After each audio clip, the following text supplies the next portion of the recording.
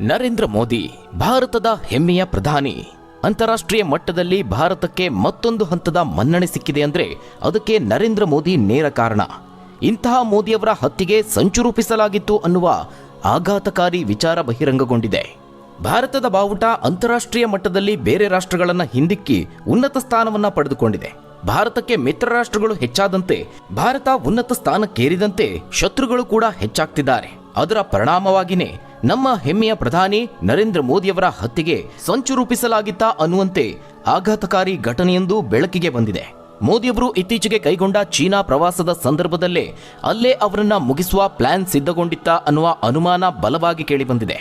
ಅದಕ್ಕೆ ತಕ್ಕಂತೆ ಈ ಘಟನೆಯ ನಂತರದಲ್ಲಿ ನಡೆದಂತಹ ಸರಣಿ ಘಟನೆಗಳು, ಮೋದಿಯವರ ಭಾಷಣದಲ್ಲಿ ಮೂಡಿಬಂದಂತಹ ಮಾರ್ಮಿಕ ಮಾತುಗಳು ಎಲ್ಲವನ್ನ ಸ್ಪಷ್ಟವಾಗಿ ಹೇಳ್ತಾ ಇದೆ. ತಾಷ್ಕೆಂಟ್ ಮಾದರಿಯಲ್ಲಿ ಮೋದಿಯವರನ್ನ ಟಾರ್ಗೆಟ್ ಮಾಡಿ ಮಹಾಸಂಚು ರೂಪಿಸಲಾಗಿತ್ತು ಅನ್ನೋ ವಿಚಾರ ದೊಡ್ಡ ಮಟ್ಟದಲ್ಲಿ ಸದ್ದು ಮಾಡ್ತಾ ಇದೆ. ಹಾಗಾದ್ರೆ ಮೋದಿ ಹತ್ಯೆಗೆ ನಡೆದಿತ್ತ ಸಂಚು? ಪುಟಿನ್ ಕಾರಲ್ಲಿ ಮೋದಿ ಪ್ರತ್ಯಕ್ಷ, ಕೊಲ್ಲಲು ಬಂದವನೇ ಖತಮ್ ಆಗಿದ್ದು ಹೇಗೆ? ಢಾಕಾದಿಂದ ಹೊರಬಿದ್ದ ಸ್ಫೋಟಕ ರಹಸ್ಯ ಏನು? ಚೀನಾದಲ್ಲಿ ಮೃತ್ಯು ಗೆದ್ದಿದ್ದು ಹೇಗೆ? ಮೋದಿ. ಅಂದು ಶಾಸ್ತ್ರಿಜಿ, ಇಂದು ಮೋದಿಜಿ. ಪುಟಿನ್ ಇಲ್ಲದಿದ್ದಿದ್ರೆ ನಡೀತಿತ್ತ ಮತ್ತೊಂದು ತಾಷ್ಕೆಂಟ್ ದುರಂತ. ಮಹಾಸಂಚನ್ನ ಭೇದಿಸಿ ಮೋದಿ ಮೃತ್ಯುಗೆದ್ದು ಬಂದದ್ದು ಹೇಗೆ? ಕೊನೆ ಹಂತದಲ್ಲಿ ಭಾರತದ ಗುಪ್ತಚರ ಸಂಸ್ಥೆ ರಾ ಮಾಡಿದ್ದೇನು? ಆ ಒಂದು ರಣರೋಚಕ ಸ್ಟೋರಿಯನ್ನ ನೋಡೋಣ. 2025 ಆಗಸ್ಟ್ 31 ಚೀನಾದ ಟಿಯಾನ್ಜಿಂಗ್ನಲ್ಲಿ ಶೃಂಗಸಭೆ ನಡೆದಿತ್ತು. ಅದು SCO ಶೃಂಗಸಭೆ. ಜಗತ್ತಿನ ಮತ್ತೊಂದು ಶಕ್ತಿ ಕೇಂದ್ರ ಅಂತಲೇ ಬಿಂಬಿತವಾಗಿರುವ ಶಾಂಘೈ ಸಹಕಾರ ಒಕ್ಕೂಟದ ಶೃಂಗಸಭೆ ಅದು. ಈ ಒಂದು ಸಭೆಯಲ್ಲಿ ಚೀನಾ ಅಧ್ಯಕ್ಷ ಜಿಂಗ್ ಜಿಂಗ್ಪಿನ್, ರಷ್ಯಾದ ಅಧ್ಯಕ್ಷ ವ್ಲಾಡಿಮಿರ್ ಪುಟಿನ್, ಇರಾನ್ ಅಧ್ಯಕ್ಷ ಮೌಸದ್ ಪೆಜೆಶ್ಕಿಯಾನ್, ಟರ್ಕಿಶ್ ಅಧ್ಯಕ್ಷ ರೆಸೆಪ್ ತಯ್ಯಿಬ್ ಎರ್ಡೋಗನ್, ಈಜಿಪ್ಟ್ ಪ್ರಧಾನಿ ಮುಸ್ತಫಾ ಮಡಬೋಲಿ, ಇಂಡೋನೇಷ್ಯಾ ಅಧ್ಯಕ್ಷ ಪ್ರಭಾವೋ ಸುಬಿಯಾಂಟೋ, ಮಲೇಷ್ಯಾ ಪ್ರಧಾನಿ ಅನ್ವರ್ ಇಬ್ರಾಹಿಂ, ವಿಯೆಟ್ನಾಂ ಪ್ರಧಾನಿ ಫ್ಯಾಂಗ್ ಮಿಂಚಿನ್, ಪಾಕಿಸ್ತಾನ ಪ್ರಧಾನಿ ಶಹಬಾಜ್ ಶರೀಫ್, ಮಾಲ್ಡೀವ್ಸ್ ಅಧ್ಯಕ್ಷ ಮೊಹಮ್ಮದ್ ಮೊಯಿಜು ಸೇರಿದಂತೆ 20 ದೇಶಗಳ ಸರ್ವೋಚ್ಚ ನಾಯಕರು ಮತ್ತು ಆ ದೇಶದ ಅಧಿಕಾರಿಗಳು, ವಿಶ್ವಸಂಸ್ಥೆಯ secretary general Antonio Guterres, SCO ಪ್ರಧಾನ ಕಾರ್ಯದರ್ಶಿ ನೂರ್ಲಾನ್ ಎರ್ಮೆಕ್ಯಾವ್ ಈ ಒಂದು ಶೃಂಗಸಭೆಯಲ್ಲಿ ಪಾಲ್ಗೊಂಡಿದ್ರು. ಈ SCO ಒಕ್ಕೂಟವನ್ನ ಜಗತ್ತಿನ ಮತ್ತೊಂದು ಶಕ್ತಿ ಕೇಂದ್ರ ಅಂತಲೇ ಕರೆಯಲಾಗುತ್ತೆ. ಇಡೀ ಜಗತ್ತು ಕಣ್ಣಿಟ್ಟು ನೋಡ್ತಾ ಇದ್ದಂತಹ ಶೃಂಗಸಭೆ ಅದು. ಈ ಒಂದು ಶೃಂಗಸಭೆಯಿಂದ ಸ್ವದೇಶಕ್ಕೆ ಮರಳಿದಂತಹ ಮೋದಿ ವಿಚಾರ ಸಂಕಿರಣವೊಂದರಲ್ಲಿ ಭಾಗಿಯಾಗಿದ್ರು. ಈ ಸಂದರ್ಭದಲ್ಲಿ ಅವರು ಆಡಿದಂತಹ ಮಾತುಗಳು ಭಾರಿ ಅಚ್ಚರಿಗೆ ಕಾರಣವಾಯಿತು. ಕೇಳಿ.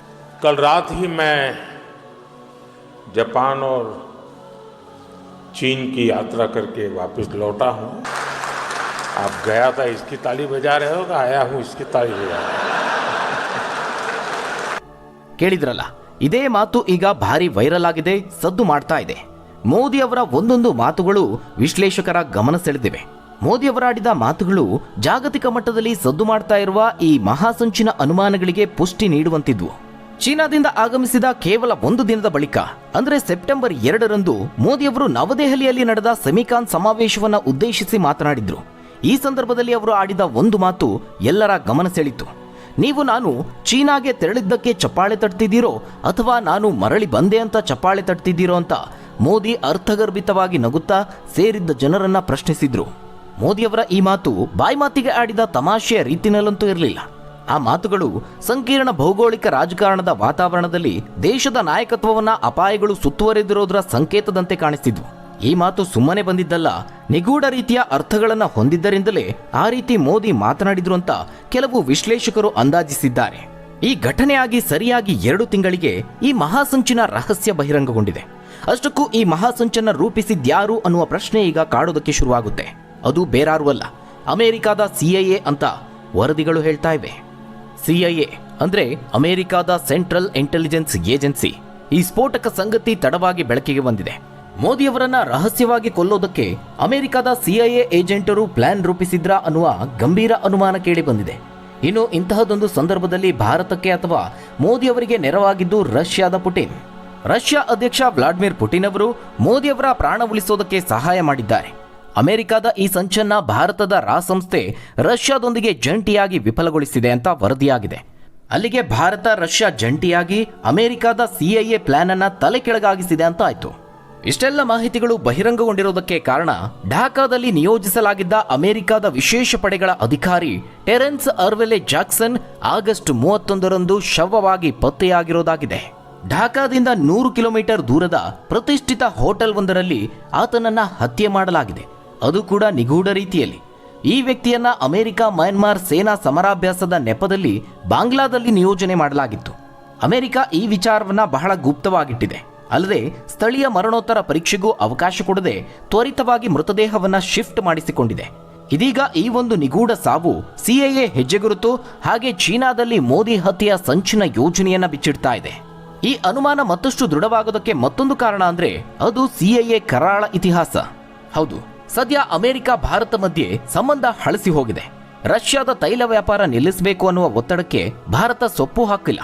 ಡಬಲ್ ಸುಂಕ ಹೇರಿದ್ರೂ ಕೂಡ ಪ್ರಧಾನಿ ಮೋದಿ ಬಗ್ಗದಿರುವುದು, ಇದರ ನಡುವಲ್ಲೇ ಚೀನಾ ರಷ್ಯಾ ಜೊತೆಗೆ ಮೈತ್ರಿ ಮುಂದುವರಿಸಿರುವುದು ಅಮೆರಿಕದ ಸಿಟ್ಟಿಗೆ ಕಾರಣವಾಗಿದೆ. ಇದೇ ಕಾರಣಕ್ಕೆ ಗುಪ್ತಚರ ಸಂಸ್ಥೆ ಸಿಐಎ ಮೂಲಕ ಭಾರತದ ಪ್ರಧಾನಿಯನ್ನ ಚೀನಾದಲ್ಲಿಯೇ ಕೊಲ್ಲಿಸಿ ಅದರ ಹೊಣೆಯನ್ನ ಚೀನಾ ತಲೆಗೆ ಕಟ್ಟುವ ಸಂಚನ್ನ ಅಮೆರಿಕ ಹೆಣೆದಿತ್ತು ಅನ್ನುವ ಗಂಭೀರ ಅನುಮಾನ ವ್ಯಕ್ತವಾಗಿದೆ. ನಾವು ಇತಿಹಾಸವನ್ನ ಗಮನಿಸಿದ್ರೆ ತಾಷ್ಕೆಂಟ್ಗೆ ತೆರಳಿದ್ದ ಭಾರತದ ಪ್ರಧಾನಿ ಲಾಲ್ ಬಹದ್ದೂರ್ ಶಾಸ್ತ್ರಿಯವರನ್ನ ನಿಗೂಢ ರೀತಿಯಲ್ಲಿ ವಿಷಾಹಾರ ಕೊಟ್ಟು ಹತ್ಯೆ ಮಾಡಲಾಗಿತ್ತು. ಅಮೆರಿಕದ ಸಿಎಎ ಸಂಚು ಕೂಡ ತಾಷ್ಕೆಂಟ್ ರೀತಿಯಲ್ಲೇ ಇತ್ತು ಎನ್ನಲಾಗ್ತಾ ಇದೆ.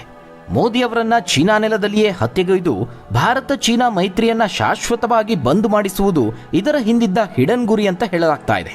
ಆದರೆ ರಷ್ಯಾ ಭಾರತದ ಜಂಟಿ ಲೆಕ್ಕಾಚಾರ ಅಮೆರಿಕದ ಸಂಚನ್ನ ಬುಡಮೇಲಾಗಿಸಿದೆ. ಇದಕ್ಕೆ ಶಾಂಘೈ ತೆರಳಿದ್ದಾಗ ರಷ್ಯಾ ಅಧ್ಯಕ್ಷ ವ್ಲಾಡಿಮಿರ್ ಪುತಿನ್ ಅವರು ಎಲ್ಲಾ ಶಿಷ್ಟಾಚಾರವನ್ನ ಬದಿಗೊತ್ತಿ ಭಾರತದ ಪ್ರಧಾನಿ ಮೋದಿ ಅವರನ್ನ ತನ್ನದೇ ಕಾರಿನಲ್ಲಿ ಕರೆದೊಯ್ದಿದ್ದು ಇಂಬು ನೀಡ್ತಾ ಇದೆ.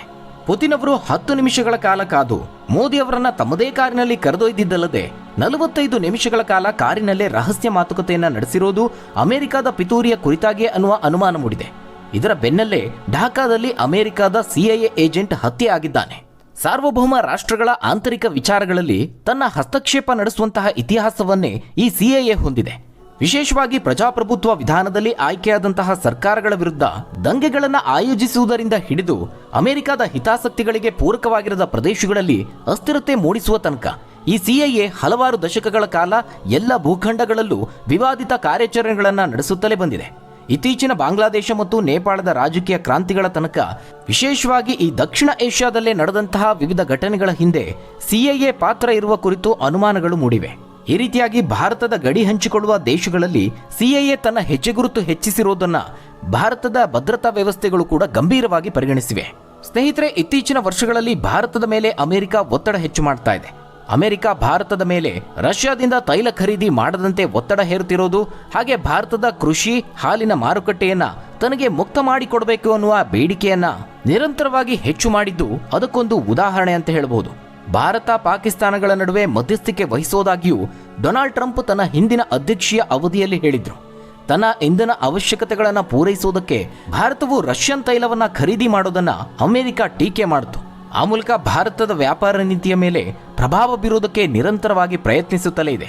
ಆದರೆ ಈ ನಡುವಲ್ಲೇ ಅಮೆರಿಕದ ಸುಂಕ ಬೆದರಿಕೆಗಳ ಬೆನ್ನಲ್ಲೇ ಭಾರತ ಚೀನಾ ಸಂಬಂಧಗಳಲ್ಲಿ ಗಮನಾರ್ಹ ಸುಧಾರಣೆ ಕಂಡುಬಂದಿದೆ. ಅದಷ್ಟೇ ಅಲ್ಲದೆ ರಷ್ಯಾ, ಭಾರತ, ಚೀನಾಗಳು ಒಗ್ಗೂಡಿರೋದನ್ನ ಅಮೆರಿಕದಂತಹ ರಾಷ್ಟ್ರಗಳಿಗೆ ಸಹಿಸೋದಕ್ಕೆ ಸಾಧ್ಯವಾಗ್ತಾ ಇಲ್ಲ. ಹೀಗಾಗಿನೇ ಅಮೆರಿಕವೇ ಮೋದಿ ಹತ್ಯೆಗೆ ಸಂಚು ರೂಪಿಸಿದೆ ಅಂತ ಕೆಲವು ವರದಿಗಳು ಆರೋಪಿಸ್ತಾ ಇವೆ.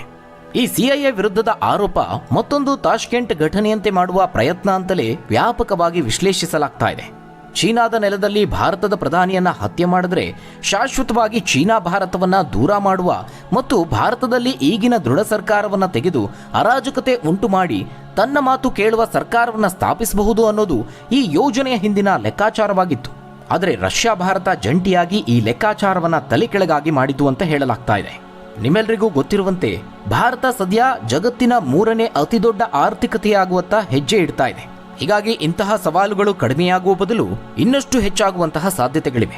ಭಾರತದ ಬೆಳವಣಿಗೆಯಿಂದ ಅಸಮಾಧಾನ ಹೊಂದಿರುವ ವಿದೇಶಿ ಶಕ್ತಿಗಳು ಭಾರತದ ಪ್ರಗತಿಯನ್ನ ಕುಂಠಿತಗೊಳಿಸಲು ವಿವಿಧ ವಿಧಾನಗಳನ್ನು ಅನುಸರಿಸಲಿವೆ. ಆದರೆ ಆಗಸ್ಟ್ 31ರ ಈ ಬೆಳವಣಿಗೆಗಳು ಈ ಹೋರಾಟದಲ್ಲಿ ಭಾರತ ಏಕಾಂಗಿಯಲ್ಲ ಅನ್ನೋದನ್ನು ಸ್ಪಷ್ಟಪಡಿಸಿವೆ. ಭಾರತ ನಂಬಿಕಾರ್ಹ ಸ್ನೇಹಿತರನ್ನೂ ಹೊಂದಿದೆ. ರಾಷ್ಟ್ರೀಯ ಹಿತಾಸಕ್ತಿ ಮತ್ತು ನಾಯಕತ್ವವನ್ನು ಅಪಾಯಗಳಿಂದ ರಕ್ಷಿಸಲು ಸಮರ್ಥವಾದ ರಕ್ಷಣಾ ಸಂಸ್ಥೆಗಳನ್ನು ಹೊಂದಿದೆ. ಢಾಕಾದಲ್ಲಿ ವಾಸ್ತವವಾಗಿ ಏನ್ ನಡೀತು ಅನ್ನುವ ವಿಚಾರ ಬಹುಶಃ ಎಂದಿಗೂ ಸಾರ್ವಜನಿಕವಾಗಿ ಬಹಿರಂಗವಾಗದೇ ಇರಬಹುದು. ಈ ರೀತಿಯ ಘಟನೆಗಳು ರಹಸ್ಯವಾಗಿಯೇ ಉಳಿಯುವಂತಹ ಸಾಧ್ಯತೆಗಳಿವೆ. ಆದರೆ ಒಂದು ವಿಚಾರವಂತೂ ಸ್ಪಷ್ಟವಾಗಿದೆ. ಭಾರತ ತನ್ನ ಭದ್ರತೆ ಮತ್ತು ಸಾರ್ವಭೌಮತ್ವದ ವಿಚಾರದಲ್ಲಿ ಎಂತಹ ಶತ್ರುಗಳನ್ನಾದರೂ ಸಂಕೀರ್ಣ ಸಮಸ್ಯೆಗಳನ್ನಾದರೂ ಲೆಕ್ಕಿಸದೆ ಮುಂದುವರಿಯಲಿದೆ. ಹಾಗಾದ್ರೆ ವೀಕ್ಷಕರೇ, ಭಾರತದ ಪ್ರಗತಿಯ ಬಗ್ಗೆ, ಮೋದಿ ಹತ್ಯೆಗೆ ಸಂಚು ರೂಪಿಸಲಾಗಿತ್ತು ಅನ್ನೋ ವಿಚಾರದ ಬಗ್ಗೆ ನೀವೇನಂತೀರಾ? ಮುಂದಿನ ಅವಧಿಗೆ ಮೋದಿ ಮರು ಆಯ್ಕೆ ಆಗಬೇಕಾ? ತಪ್ಪದೆ ನಿಮ್ಮ ಅನಿಸಿಕೆ, ಅಭಿಪ್ರಾಯವನ್ನ ಕಮೆಂಟ್ ಮೂಲಕವಾಗಿ ತಿಳಿಸಿ. ಧನ್ಯವಾದಗಳು ವೀಕ್ಷಕರೇ.